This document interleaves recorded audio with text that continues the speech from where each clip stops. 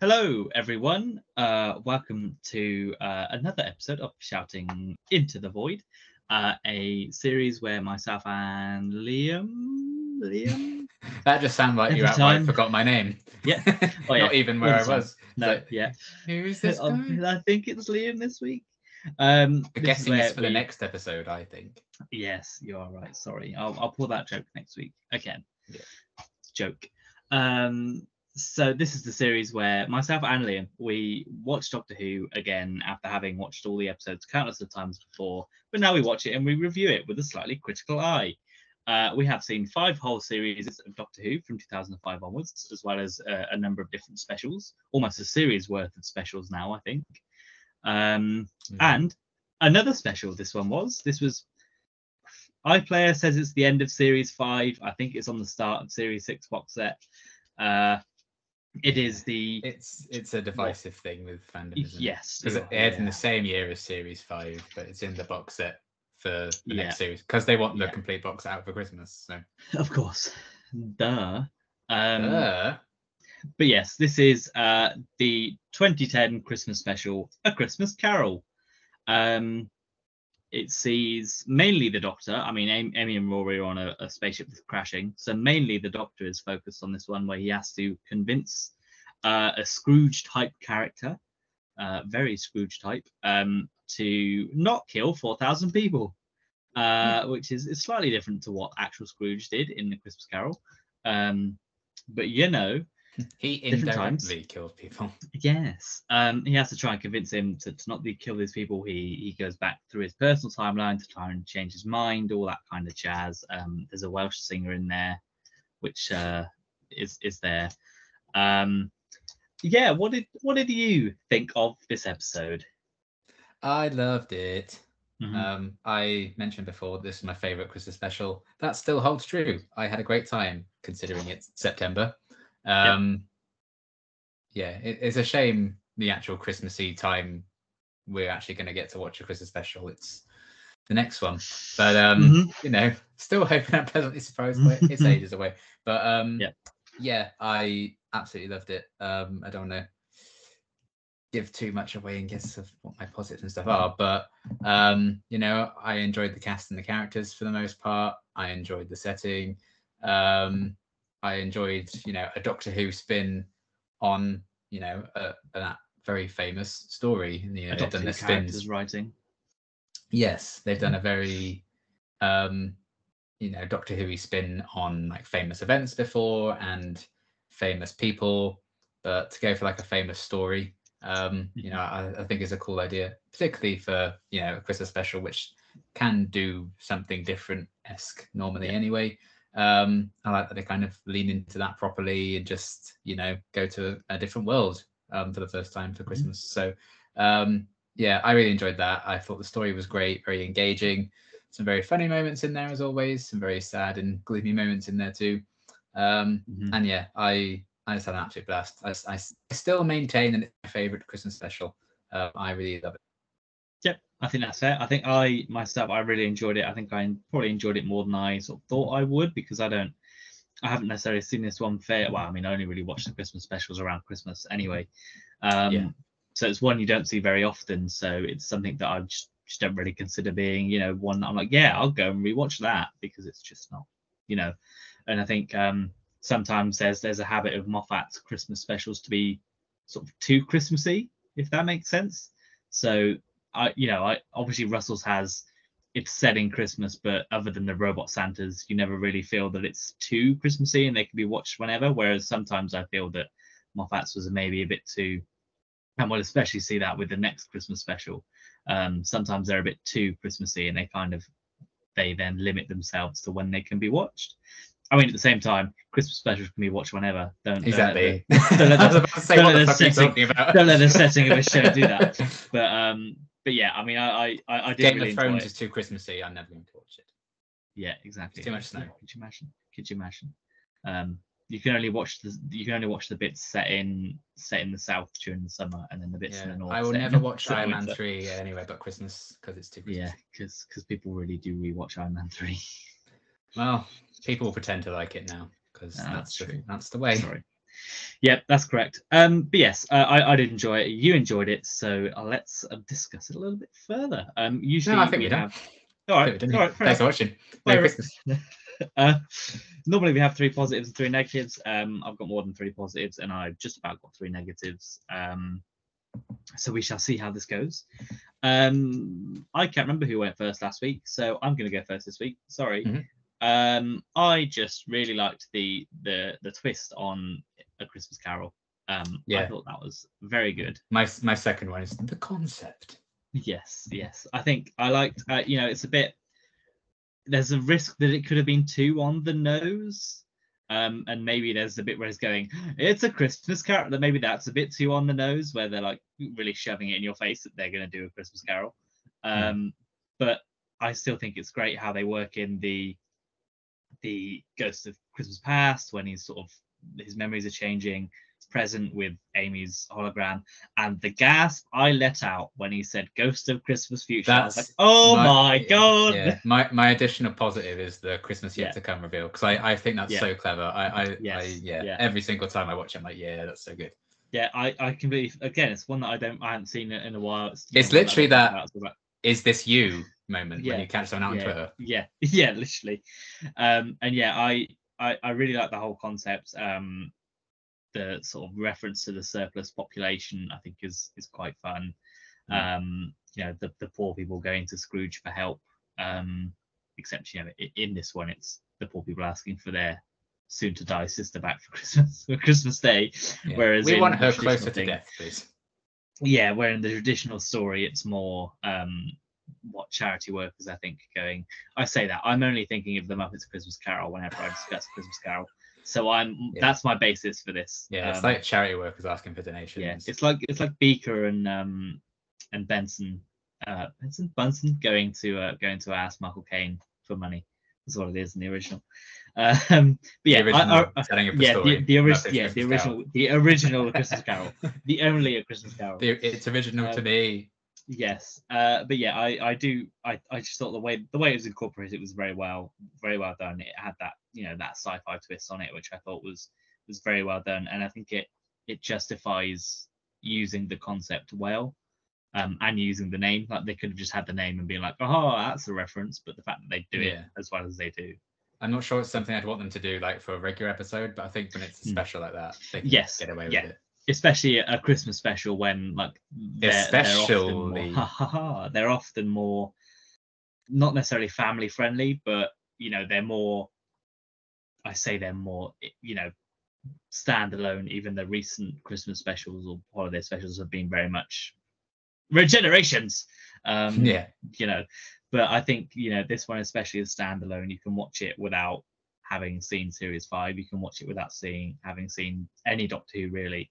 And I think that's kind of what you want for a special that's on a day when people are effectively in front of their TVs for the whole day. And yeah, I think it was very well done. So what are your thoughts on the concept? What a concept. I just think it's so clever. And again, I just think it's neat. I just think they're neat. It's such a really cool idea. And the fact that it's again one of the things that Doctor Who's just so great for being, is that it can be and do so many different things compared to other shows. Even just copy a concept from something else and kind of put their own spin on it, but within the narrative, the Doctor's getting the idea from this famous thing, which I think is fun. And I like the layers to the fact that he has met and is friends with Charles Dickens. So, it's like, he's using his friend's kind of idea here and everything. I just think that's a really clever idea. I think it's really well executed, and again, it's a Christmas special. It's only an hour long, so you kind of need the characters to lean into that stereotype, and that can often help. I think, especially if you are broadcasting this episode to general audiences who may not have watched the series, it's going to get them probably more into it. If you're like, oh, I know this story, I know how this could be structured. And then they can be a bit more familiar with it and maybe a bit more engaged with it then, if they have no clue what would be going on otherwise. So I think that as an idea is also really cool. And it's a story that even if you haven't read, I think a lot of people know. for instance, they Yeah. may have seen The Muppets Christmas Carol, Yep. even though I only watched that for the first time last year. But it is very good. You know, that there's something that they can recognize in that. And I like that they lean into that with this. And it's something I'm surprised they haven't done more of, like actually taking other stories and adding the Doctor Who twist to them. But I think structurally it makes the episode, you know, really solid. And you can kind of, even though you can kind of guess the general kind of idea of where the story will go, they also do the Doctor Who twists to it, like the Ghost of Christmas Yet to Come reveal and what that actually is, and then the machine not actually working because he's changed so much, and flying fish as well is a bit different in the book from what I remember. So, you know, classic stuff like that to still change it up. There's enough unique stuff in there to kind of still make it feel quite fresh, even though the story is very, very old and timeless. But that's kind of the reason why it's still adapted to this day. So yeah, I think it's such a clever idea to lean into that. Yeah, I think that's fair. My sort of next positive, and I mean it kind of ties with us because it wouldn't work without Michael Gambon as Kazran Sardik, I think it is, isn't it? Yeah. Scrooge, basically. Scrooge. Except instead of money, it's lives. God, Yes. when isn't it? But yeah, I think he's a great guest star for this show. I think he delivers a very good performance as the sort of the bitter old man, and then the sort of humble man, you know, the changed man at the end. I think you can see, you know, for the three different characters they have as Kazran, I think you can see the progression go through that pretty easily. It's probably especially hard considering it would all be filmed out of order as well. Yeah, exactly. And you know, not only does he play Kazran, but he also plays the dad as well, which is, you know, somewhat a different character, although, you know, they're kind of the same, and you can see why. You know, I think it's played very well. I think he's a very good guest actor to have on. I think he's pretty much what he might have still been doing Harry Potter at the time. I don't know when the final ones came out. Was it? Yeah, it would have been the year. I think it's like 2011. I think it finished. So it would have been around the time Deathly Hallows was coming out. So he, you know, for him to be in the show at that time is probably a considerable get for the BBC. I know it's, you know, it's a Christmas special, but considering he was fresh off the back of being Dumbledore, you know, he's arguably one of the sort of top-rated Hollywood actors at the time. Even now, even though he doesn't really do much acting anymore, you know, I think he adds the sense of occasion to it as well, which we've spoken about before when we've had certain guest actors in. You know, Bill Nighy and Vincent the Doctor was another one where you sort of got the sense of importance from it, and I think I think it helps with that one. If it wasn't Michael Gambon and it was someone you didn't necessarily know or already relate to, it might have been a tricky sell. But I think because he's a well-known actor, I think it helps sell the story a lot more, and he does a great performance throughout. I think from when he's evil man to when he's like remembering his memories that he didn't have like 2 minutes ago to when he's sort of like the nicer man that he is at the end, I think is a very good journey. He does a very good job at selling it. Yeah, is he on your positive list? He's not, but I do really like him. And I do have an interesting fun fact about Michael Gambon's role in things that will make us quite sad to reflect on. But dear. Yeah, I really enjoyed him as well. You know, I think a lot of the things about Christmas specials is they normally do get in a big guest actor. You know, you have like Timothy Dalton and stuff like that. Catherine Tate, famous worldwide star Catherine Tate. Camille Codroy. Camille Codroy, yeah. Harriet Jones, yeah, Pemberley Wilson. She's in Downton Abbey. Oh yeah, that's true. Sorry, yes, that is true. They get, even though I don't think it started at that point, but still. No. I think Downton Abbey started in 2010, didn't it? So around this time. I neither know nor care. But good. Watch it. Sorry, Downton Abbey. But yeah, I already mentioned I kind of enjoyed the whole cast in this. But yeah, Michael Gambon is very good at it as well. But I can't really picture the story with anyone else in that part. So I think that's kind of a sign that he did a really good job with it. Yeah, I think that's fair. Like Michael Caine in A Muppet's Christmas Carol. Couldn't imagine anyone else. Yes. Your second positive, what may it be? Well, your first one, technically. Yeah, technically my first. The world building. Nice. Yeah, that's There's one of my additional ones. Yeah, there's something about this setting. There's just something about this episode for me, but there's something about the setting that I really, really enjoy. It feels like a fully realized world and planet. Yeah. I think it helps that it's an hour-long episode, so they have the time to kind of do that. And yeah, just the kind of set design and stuff. There's a few little details they put in there that I think are really cool, which I have some fun facts about. So I'll talk about that a bit later. But just, the idea of, the fog kind of overhead and the big machine with the beam coming out of it and the fish and A sharks sky flying beam about. around 2010? No way. Never. A sky beam in Doctor Who? Never. Never A sky before, beam never in since. sci-fi? God. Good God, what will they think of next? Oh. But yeah, I just think it's a really well realized town. You can see the inspirations there from like a Victorian kind of setting from the original Christmas Carol, but there's still like the twists to it. And yeah, just the idea of like, oh, there's a sky's full of fish and sharks and shit, like absolutely bonkers and balmy. And I didn't like it when I first watched the episode, but now I'm like, Doctor Who's done a lot weirder. The Absorbal off, I'm like, that kind of softens the blow. But that's kind of, Doctor Who is such a weird show to explain to someone who isn't a fan, and like, well, there's a planet where there are fish flying about. But I really like that concept now. I think it's really cool. It's just out there. You might as well just go for it and be a bit crazy with it. And I like how that's all realized, and it all still comes down to corruption and capitalism, as is often the case. Politics in my Doctor Who, in my Christmas Day Doctor Who. In my Christmas special. How dare they do this? This isn't very Christmassy. That's not very Christmassy. So yeah, there's just such a unique kind of look and feel to it. Even we only see really like one set for the spaceship, probably because of budget. That main kind of center where they pilot and stuff, but how clean that is, and all like the whites and stuff, in direct contrast to the planet. I really like how it all kind of looks and makes it look even grimier because you have that comparison with that spacecraft.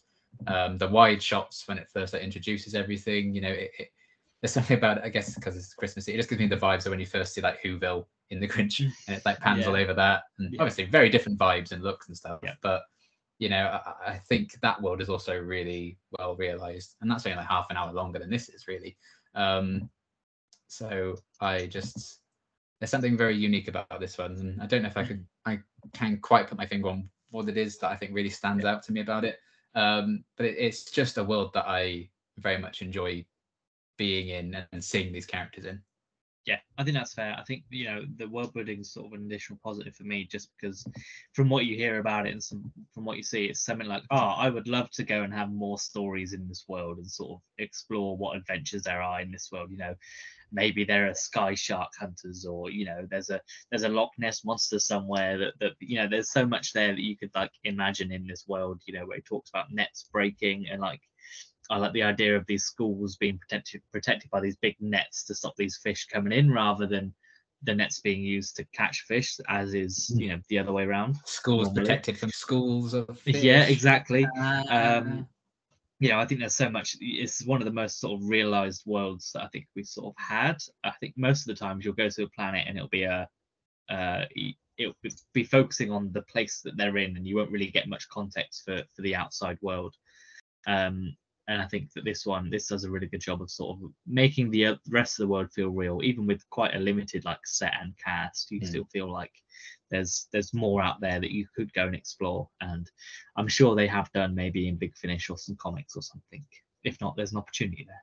Yeah, I think that's what stands out about this one as well. It's like the first Christmas special to be set mainly like not on Earth. Voyage of the Damned is obviously set mainly on the spaceship, but we have seen orbiting Earth. Yeah, and it's basically right next to it. But also, that is one of my favorite Christmas specials, and it's not set entirely on Earth. So I like that they really changed it up and went into that with this one. I think that's what also makes it really feel unique and stand out. Yeah, I think that's fair.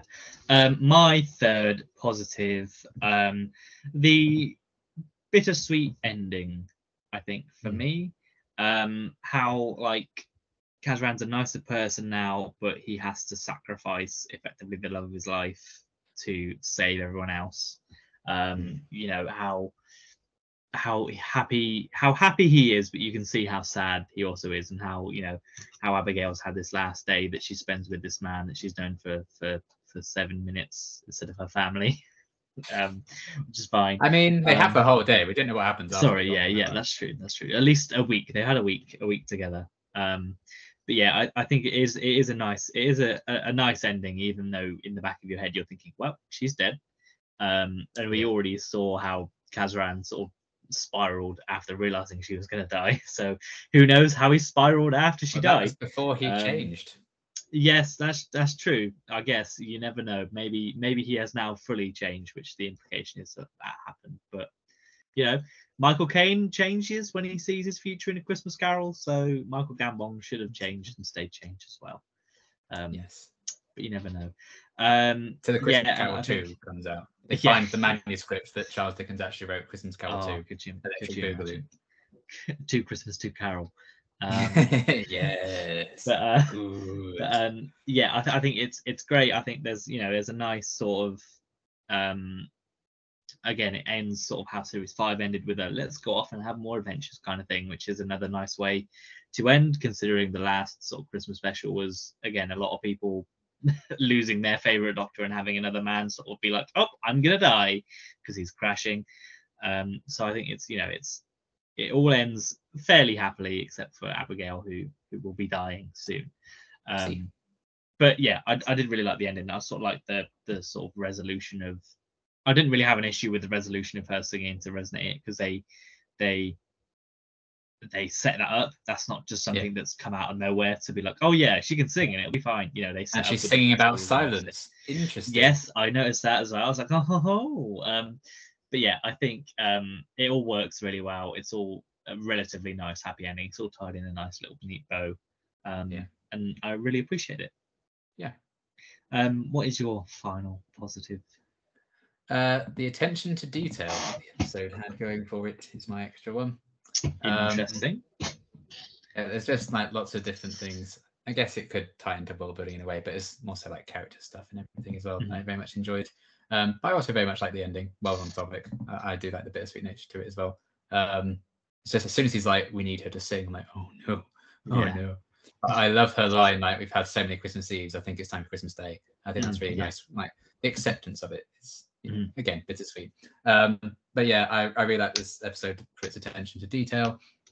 I thought when younger but not youngest Kazran, middle Kazran, I was going to say, well, let's just like young adult Kazran. Yeah, handsome Kazran. When he's kind of like, let's just skip this now. Let's not do this anymore. I like that he's taking off his bow tie as he's saying that. I was like, that's a really nice kind of, that's like a symbolic. The picture changes back as well. Picture changes back. At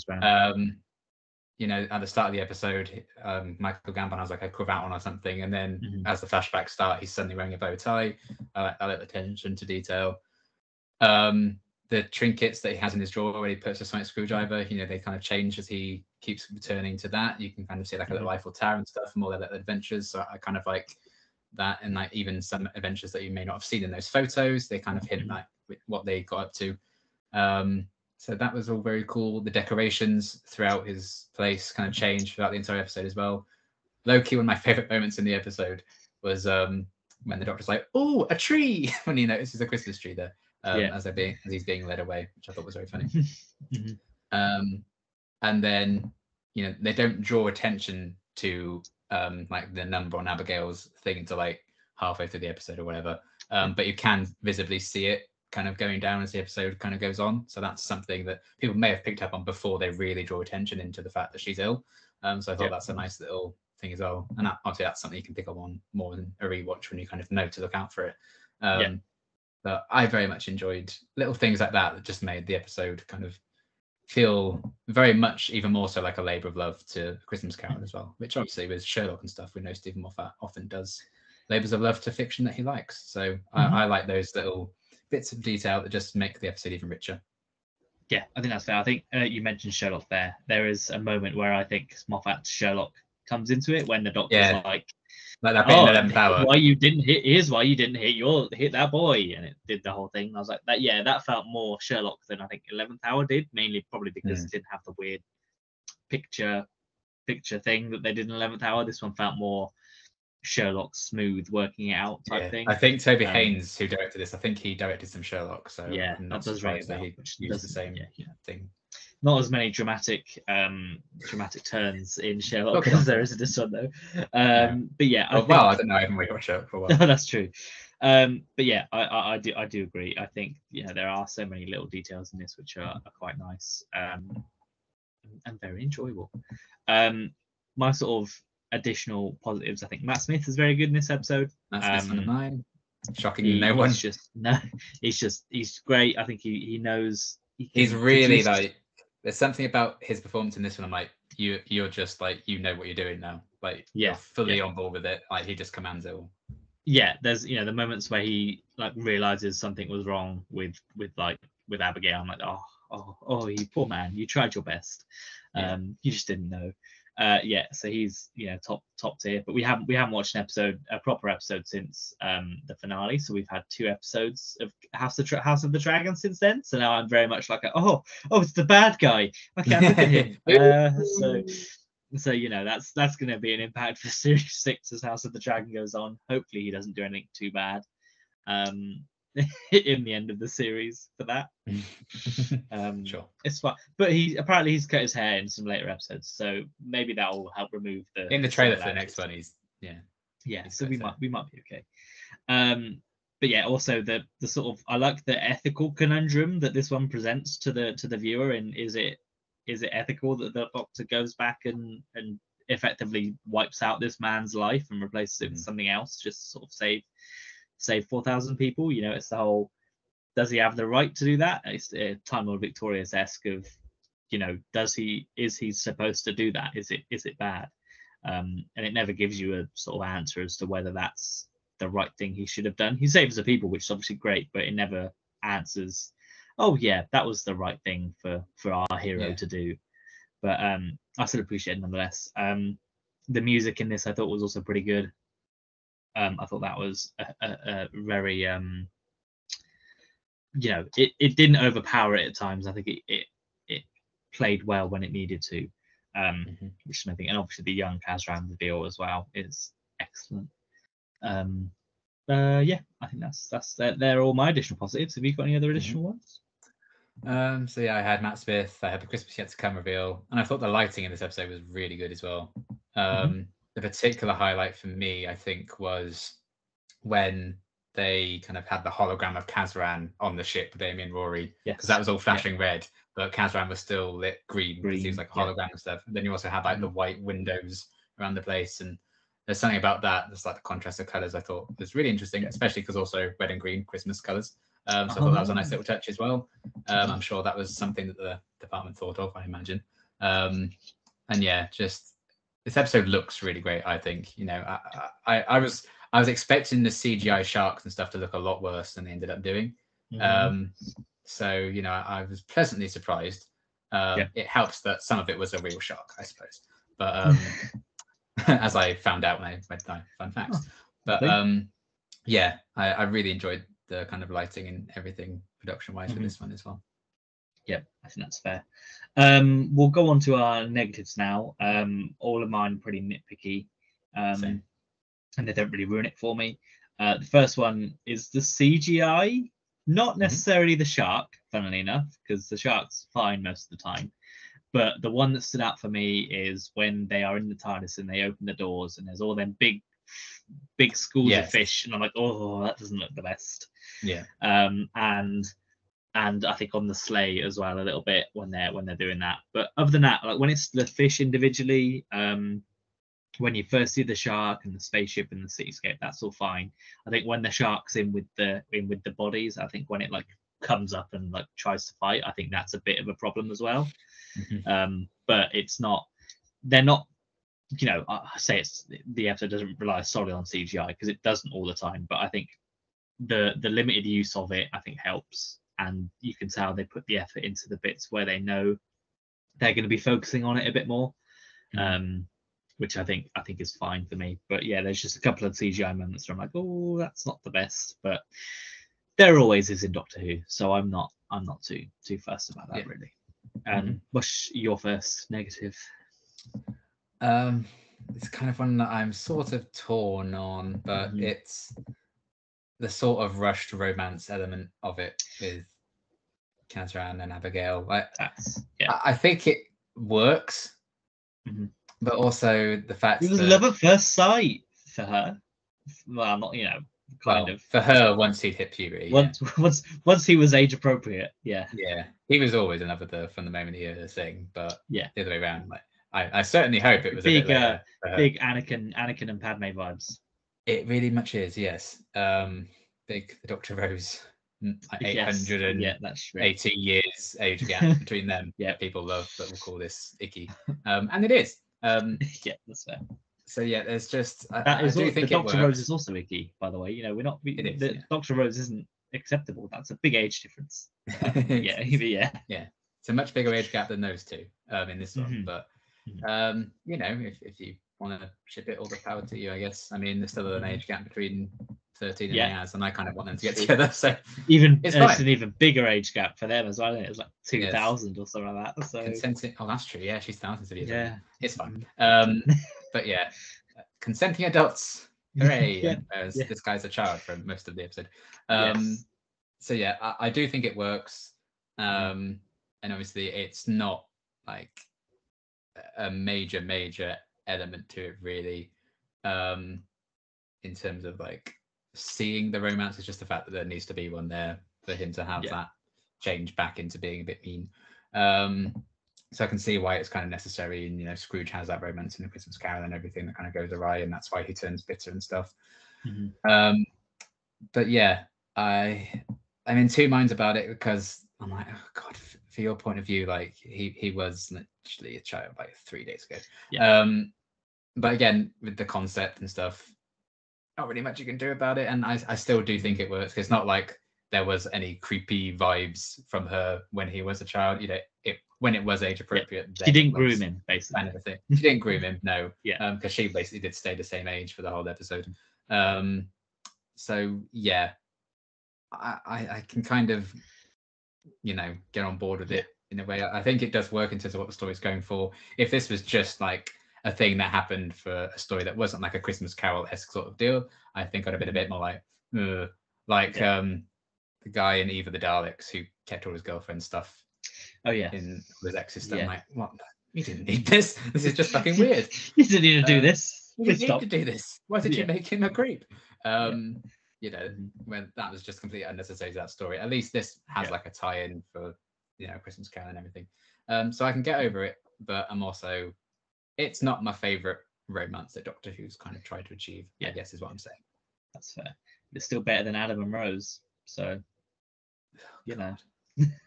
nothing can be as bad as that.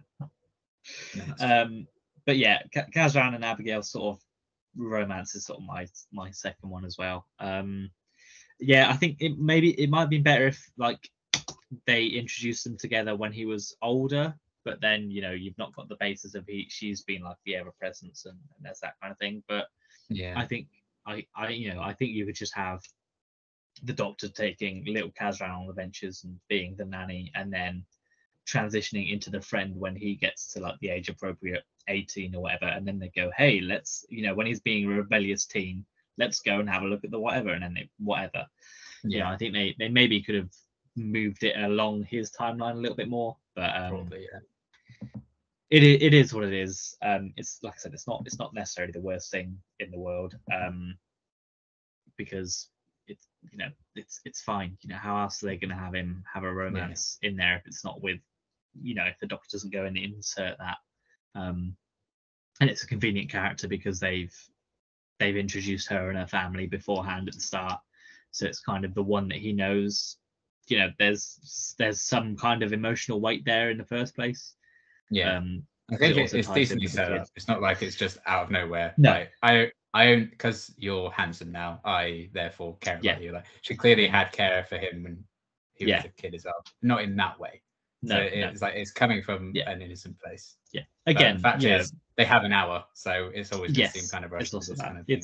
It is Padme Anakin vibes, and at least in this one we see the sort of more of the Are you an transition, angel?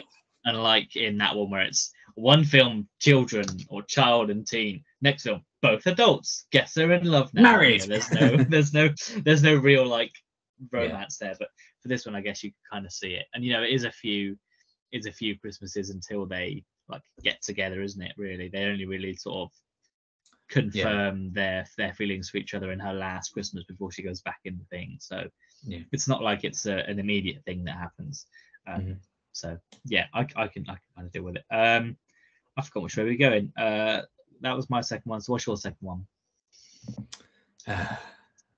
We talked about this in Messenger as you were watching it. That's the one, the dramatic turn. That didn't happen, but it did. Oh my god. Yeah, the first time, obviously, it's fine because it's the first time that they've done it. But then the second time Catherine did it, I was like, that is set up. It feels like exactly the same. Like, oh, while we're here, Michael, let's just shoot this scene. Let's just do that because I got the camera set up. And let's just, maybe we're running short on time. Let's just get this scene shot. So we just keep the setup exactly the same. But it's all angled, the shot the same every time. And he does the dramatic turn again. And then the doctor starts doing it. And I'm like, it just completely kind of took me out of the scene. I was like, like at least shoot it from a different angle or something. Because they did like this dramatic turn and like the swelling of the music as they turn. Like, it's absolutely fine for them to do that. Because of course it's dramatic and cheesy and it's because it's special, but to do it as many times as they did in this one, as often as they did, I very quickly noticed it and picked up on it, and then I was just kind of waiting for the next inevitable one to pop up, and it kind of did take me out of it a bit. And again, that's a huge nitpick, but it was something that I noticed. I think like Matt Smith does it like twice in the same scene. Like one where he's walking away, like trying to figure out how to do it. He goes, "We need to see," or whatever, and then he comes back to the thing and then he goes, yes, he does it twice. I'm like, all right then. But yeah, I mean that's not one of my negatives, but it's fair. I think it's. I was struggling for negatives. So. Yeah, no, it's fair enough. My sort of third and final one, which could be close to yours as well, which I think is yours. Flashbacks. Yes. Why? I know. We know why he doesn't want to hit the child. They've established why he doesn't want to hit the child. You don't need to have a flashback to hitting the child and then the changes that get done. Just have him react and then have their reaction. You don't need the flashbacks. I get it because it's the moment that he changes. Yes. And that's going to add to the dramatic presentation of it. But the audience isn't stupid. Like they get it. I don't. Yeah, it's just and they didn't have It's not like he hit the child at the start of the episode and now he's changed to not hit, and you need to show why he's changed. He didn't hit the child then, and it's for the same reason.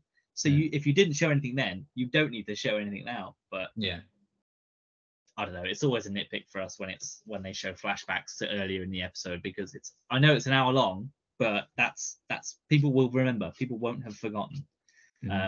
Again, also maybe appealing to a Christmas audience. Maybe they're concerned that people aren't going to be necessarily paying attention too much, so they want to do a big thing before the conclusion. Maybe a lot of it probably is like the higher ups on the BBC as well being like, oh no, they need reminding here, put this in or something. Yeah, that's fair. So I assume slapbacks were your was your third. Wow.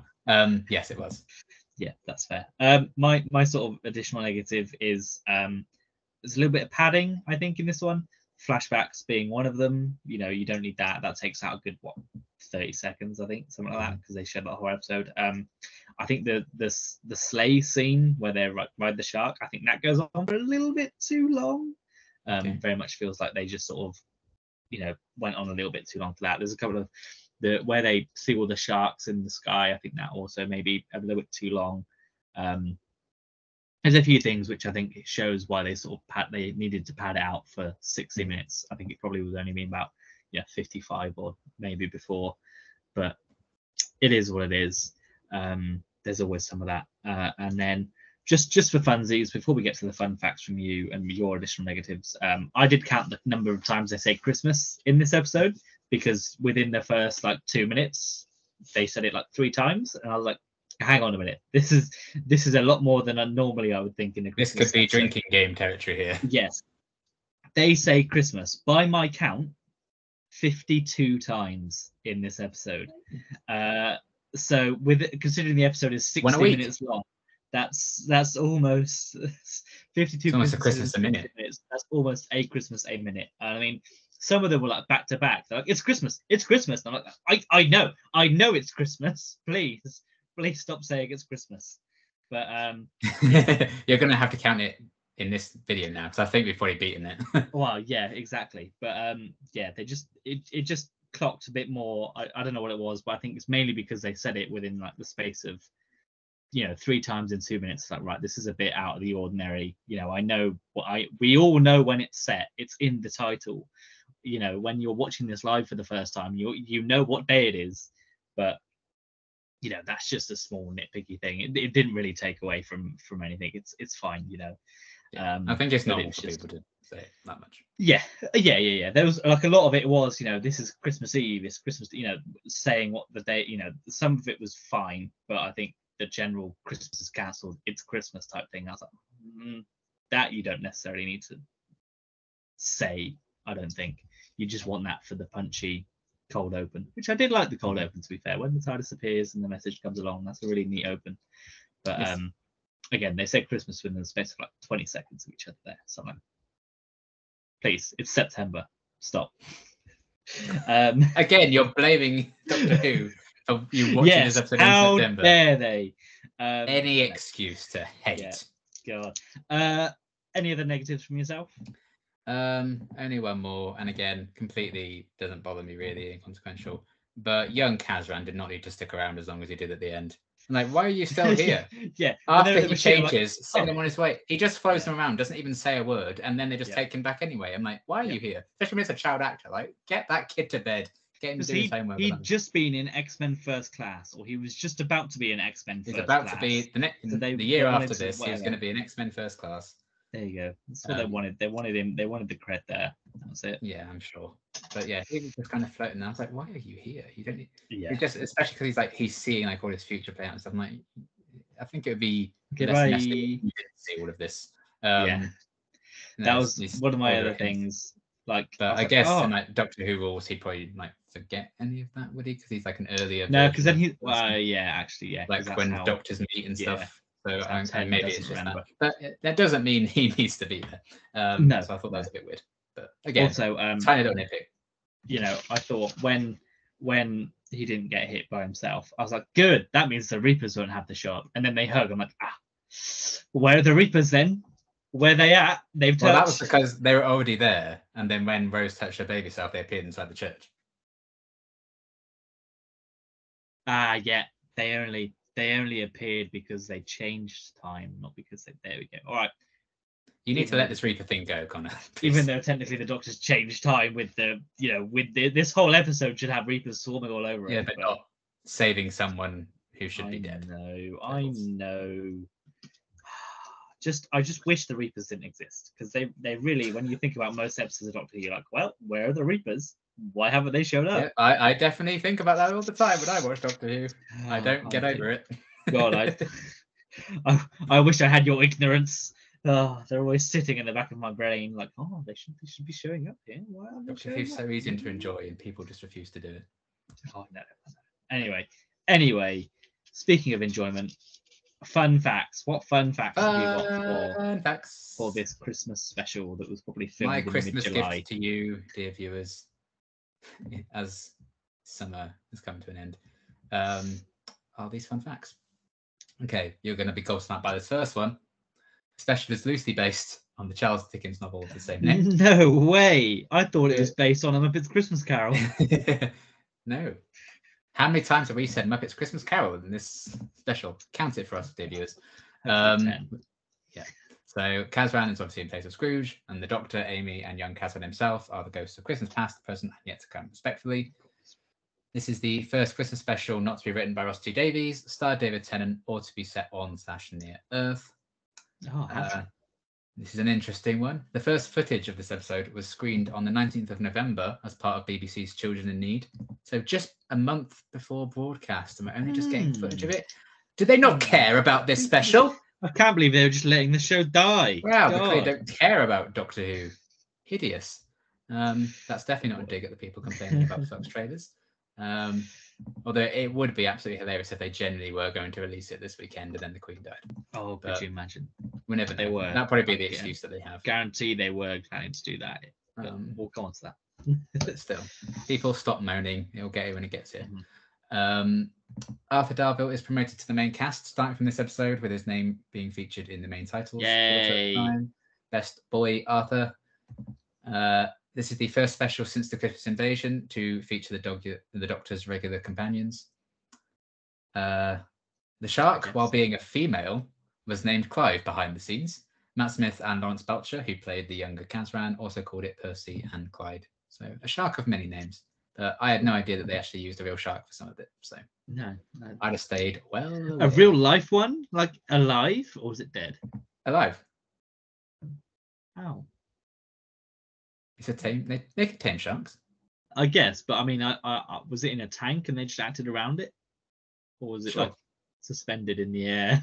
Like yes, they attached it to some wires.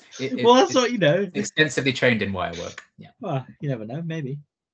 I don't know the exact details. They're like dolphins, as the Doctor says. You know, pretty smart. That's true. Excluding the fish eaten by the shark and Abigail's eventual off-screen fate, this is the first Christmas special to not feature a character's death on screen. So that's nice and Christmassy. I suppose, yeah. Abigail's song is the first English language song to be composed for Doctor Who since The Stowaway for Voyage of the Damned, and the first original song to play an active role in resolving an episode's plot. Because obviously the Rings of Lakaten will later happen, where it kind of goes again. Of course. Casting director Andy Pryor didn't believe Michael Gambon would be available and was genuinely surprised when he accepted the role. Oh, crap, now we've got to pay him. Oh, God, no. This was Katherine Jenkins' acting debut. She found out she got the part on her 30th birthday. Oh. What a present. So Michael Gambon was the second knighted actor to ever appear in the series, following Sir Derek Jacobi in Utopia. This is my favourite one. Stephen Moffat wrote the script in LA during press for Series 5. He, Matt Smith and Karen Gillan had been stranded there following the eruption of the Icelandic volcano. So he was forced to write in very non-wintry conditions. He combated the writer's block this caused by having a playlist of Christmas songs playing in his hotel room as he wrote. So he probably wrote that as I got hit by a car, because I got hit by a car just after that volcano came back, because my friend couldn't get back from his holiday because the volcano stopped his flight. So he'd been back about 3 days and I got hit by a car. So there you go, around a little bit more trivia. At the exact moment they wrote dramatic We're turn. done. Boom, boom. So there you go. That didn't happen, and then it did. Yeah, that was the exact moment. You know it. He will never see this. Danny Horn, who played Middle Kazran, was especially nervous about his on-screen kisses with Katherine Jenkins because her boyfriend at the time was on set when those scenes were shot. Of all the scenes to be there for. The painting of Kazran's father was made by taking a photo of Michael Gambon, printing it onto a canvas, and then painting on any extra details. I would have loved to have done that. It'd be great fun. Kazran's machine controls were based off the design of a church organ. You can kind of get that, I think. What? Nearly all of the windows in the episode were designed to be round to evoke the feeling of a submarine with all the fish floating outside, which I think is very neat. I like that a lot. The shot of the fish nibbling at the sonic screwdriver was done by hanging the screwdriver prop in front of a green screen and tapping it with a pen. It's the simple, elegant solutions. Hanging it inside a fish tank then. Yes, they just had to wait for a long time. Yeah. The flying shark was inspired by Stephen Moffat's childhood fear of sharks rising out of the water. Someone watched Jaws too young. He's definitely not a fan of Sharknado, I bet. Is anyone a fan of Sharknado? It's true, you're wrong. The Meg, I bet he loves the Meg. Oh, I bet. Who doesn't love the Meg? Who doesn't love Deep Blue Sea? The Doctor producing a picture of himself with Albert Einstein at the start of the episode was inspired by Matt Smith writing fan fiction after he was cast about the Doctor and Einstein meeting in order to prepare himself for the role, which is incredibly wholesome. And then finally, but also sadly, Michael Gambon stated at a convention that he doesn't think his performance in this episode was very good, even though he said the experience itself was a lot of fun. So he doesn't like his performance in this. Well, Michael, you were excellent. I have no complaints and only If you're praise. watching, Michael, and I know you are, yeah, you were great. He'll do anything else at this point. He's definitely watching these. This episode lives rent free in his head. He's always so every day he does a YouTube search to find out if there's any more videos on it and watches all of them. Desperately refreshing the page. Oh yeah, but soon they'll get to my one. Soon. Oh, could you imagine? No, I don't think that happens somehow. I don't think he knows how to work YouTube. He might, but I don't. That's very ageist of you, but fine. I mean, I'm not wrong. Cancel. Sorry, Michael. I'm sorry you had to listen to that. I apologise. If Sir Michael Gambon is listening, I apologise to him and him only, but nobody else. Lovely. Excellent fun facts, as per usual. Last thing to do this week then, out of 10, what are you giving this episode? It's a 9 from me. Same. Wow. Also a 9. Yep, I've thought maybe 8.5, but talking about it more, I'm like, yeah, I did have a lot more fun in this than I thought I would. And the nitpicks I have are very, again, nitpicks. They're not big issues. So it's great. I really enjoyed it. It will definitely be one that I will put on again around Christmas and have a little rewatch. Next week, it's the start of Series 6. Properly. Oh my lord. It is episode 1, The Impossible Astronaut. It sees Amy and Rory be invited by the Doctor to a nice lake in Utah. Yes. Yeah, the Doctor. River and Rory, the only two that are real. Where they see the Doctor get killed, but then surprise, surprise, he's back in a diner where he was conveniently late to his own death. Either that, or he was just told by himself to go to the diner and wait there, which makes sense. He's probably something a bit later, yeah. And yeah, they have to figure out how was the Doctor killed by this astronaut that came out of the lake? Oh wait, hang on a minute. What's Richard Nixon doing here? Wait a minute. What's Crowley from Supernatural doing here? Oh my God! What's Crowley's real life dad doing here? Playing his older self. Oh, but yeah. So I remember really liking this. It's a 2-parter. I don't think we've had a series opener be a 2-parter. No, this is kind of when they really change up, I think, the formula. Much to this is also, I think, where people started to fall off. I think with Series 6, maybe because of the change of formula. Yeah, maybe because of whatever, but we'll look into it. I remember really enjoying this 2-parter. It introduces the Silence, which is an excellently designed and put forward villain. I think they're great in this episode, especially. And I'm excited to see if this episode and this 2-parter stands up as well as I'm hoping it does. I think it's probably one of my favorite series openers that I've seen. Maybe just because it just feels like there's so much there. There's so much to digest and enjoy, and it never, from my memory, it never really feels like there's a little lull. It always feels like there's something happening and there's some stuff going on. We will see if that stays the same moving forwards. But what did you think about this, and what do you remember of it? Yeah, I remember really enjoying it as well. I do think it's one of the strongest openers. I say it's like, it's good that they really changed it up and we had a 2-part, multiple part story to open a season, but every season of Classic Who did that. So they've gone back to the basics really, and everyone hated it. Classic Doctor Who fans.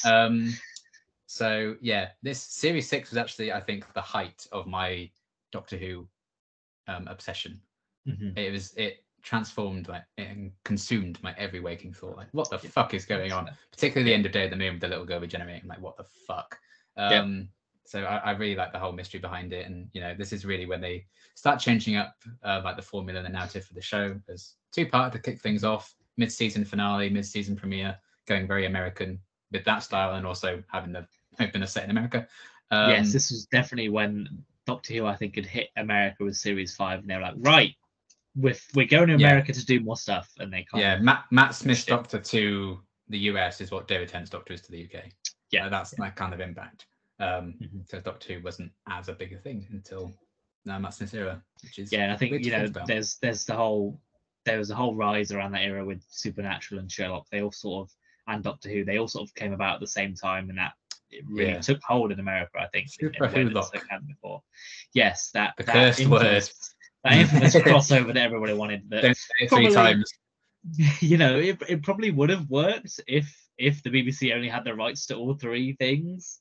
But Supernatural made a Scooby-Doo crossover work. I think they could have made a Doctor Who. Yeah, I mean, I think it would have worked. That's it's a conversation for another day. Maybe we'll digest and we'll discuss the potential of that when. Or we could not. Yeah, but no, I think it might be very interesting to look at the history behind it and the context and all that kind of jazz.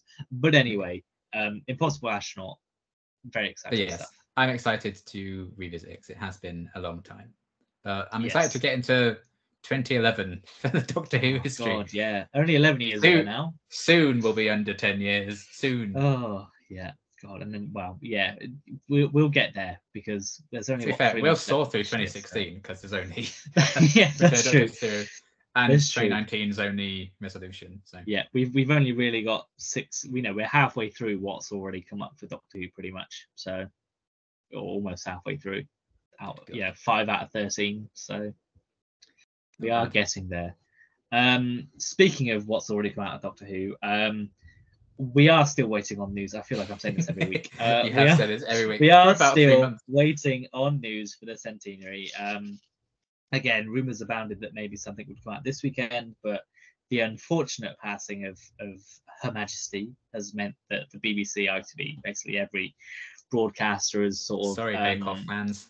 You're not getting everyone has sort of halted their schedules. I think the country is in 10 days of mourning from today. I know at my work we've had to pull out of like a lot of comms that we did have planning. We were only putting out the bare essentials at the minute, so I can't see the BBC or Doctor Who I cannot see them doing anything until after the funeral in 10 days, which presents an interesting situation because trailer on my birthday. there's that, but there's also in the Doctor Who magazine that comes out next week, there is also supposed to be centenary coverage there.